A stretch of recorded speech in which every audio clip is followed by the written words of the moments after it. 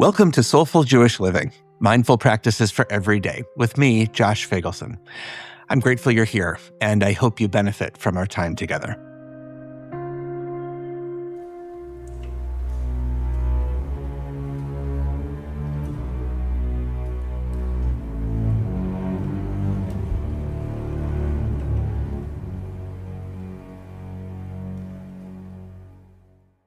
Those are the opening bars of Franz Schubert's Symphony No. 8, better known as the Unfinished Symphony. It's special for a lot of reasons, not least because I conducted my high school orchestra in it during my senior year. As the name implies, the unfinished is incomplete. Where a symphony usually has 4 movements, this one only has 2. Schubert sketched a few lines of a third movement, but he abandoned the project, wrote other things, and died 6 years later at the tragically young age of 31. An unfinished symphony for an unfinished life. Yet the 2 movements Schubert left us are incredible, revolutionary even. The composers who came before Schubert, like Mozart, Haydn, and Beethoven, generally wanted to make a tidy package.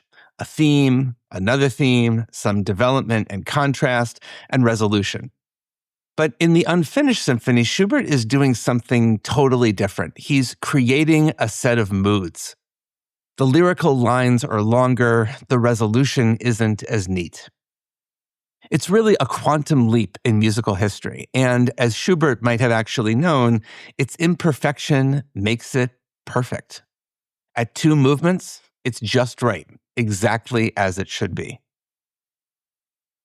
This is the 5th and final episode in our mini-series on uncertainty and anxiety.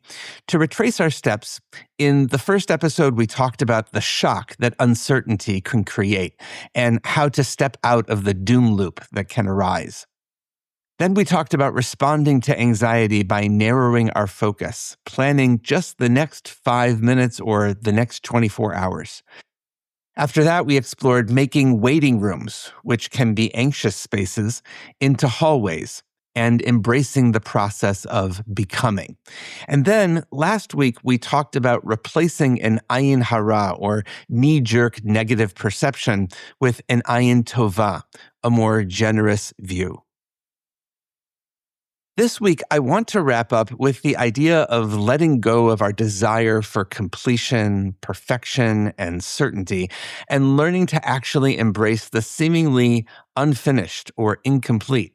That is, to welcome uncertainty as a friend and to reduce our anxiety in the process. Lo alecha hamlacha ligmor. It is not your job to finish the work, says the ancient sage Rabbi Tarfon. V'lo ata ben chorin libatel mimena, but you also aren't free to just ignore it. This is a core piece of Jewish wisdom, and I think it's foundational to this idea of embracing uncertainty. Rabbi Tarfon isn't just talking about our work, he's talking about the work of life. I think a lot of folks can get into this mental, psychological space where we feel like we have to have the complete picture. We make a map of our lives with degrees and relationships and milestones along the way. We have this image of what it's all supposed to look like.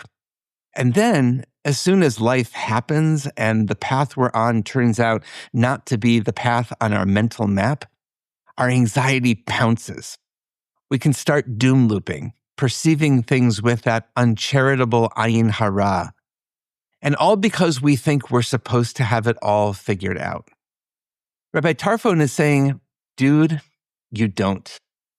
Frankly, nobody but God has that kind of foresight. You don't have to complete the work because you can't possibly complete the work. As human beings, imperfection is our default setting from the factory. So give yourself some grace and stop chasing the idea of perfection. Embrace the incompleteness. When we really drill down on this idea, I think it actually goes to the foundations of Judaism. Perhaps the Torah's most central message is, don't practice idolatry. It's right there at the top of the 10 Commandments. The obsession with idolatry isn't just about bowing down to a statue. It's actually about not allowing ourselves to believe that anything in life can be reduced to something we can name, own, and control. Because if God is the animating life force of the universe, if God is the very essence of becoming, then life is constantly unfolding. Certainty is an illusion, and embracing the unfinished, the uncertain, is paradoxically the route to liberation. I think deep down we all kind of know that, but it's obviously harder to do than to say. So here's a practice to help. Slow down. Take a breath. If it's safe to do so, close your eyes or turn your gaze inward. Allow your body to arrive. Allow your mind to settle. Now, try to bring to mind one area of your life that feels unfinished. Maybe it's a project you stalled on, a conversation you haven't had the courage to finish, a version of yourself you're still waiting to become. In the language of Schubert, you might think of this as a third movement, the part of the score that is currently just a few bars of a sketch. How does that incompleteness feel to you? How does it feel in your body? You might be totally at peace with it.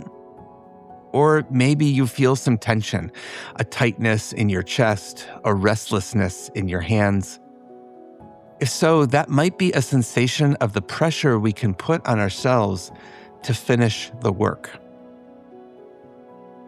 For a moment, see if you can just acknowledge that pressure without trying to fix it. You might even say to yourself, hello, drive for perfection. Hello, drive for completion. Hello, drive for certainty. I recognize you. Now look back at the first and second movements, the parts of this situation that have happened, the effort you already put in, the growth that has already occurred. Even if the symphony ended today, those movements could stand on their own. Can you find the beauty in the work you've already done, even if the ending is still blank? Take a deep breath in. As you exhale, you might repeat the words of Rabbi Tarfon. Lo alecha hamelacha ligmor. It is not your duty to finish the work. Breathe in again, and as you exhale, you might say, Velo ata ben chorin libatel mimena. But neither am I free to walk away from it. Finally, you might ask yourself, instead of trying to finish the whole symphony today, what is the very next note you can write? Not the finale, just the next bar. Take one mindful breath for that next step and trust that the music is already a masterpiece, exactly as it is. Blessings for the journey. Know that I'm on it with you.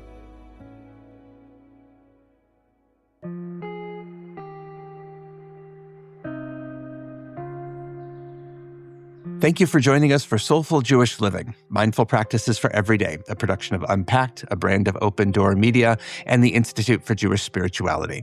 This episode is sponsored by Jonathan and Corey Califer and the Somerset Patriots, the Bridgewater, New Jersey-based AA affiliate of the New York Yankees. If you like this show, subscribe, share this episode with a friend, and give us 5 stars on Apple Podcasts. Check out our website, unpacked.media, for everything Unpacked related, and subscribe to our other podcasts. And check out the Institute for Jewish Spirituality. Most importantly, be in touch about what you heard today, what you'd like to hear more about, or to dedicate an episode. Write to me at josh@unpacked.media. This episode was hosted by me, Rabbi Josh Fagelson. Audio was edited by Rob Pera, and were produced by Rivki Stern. Thanks for joining us.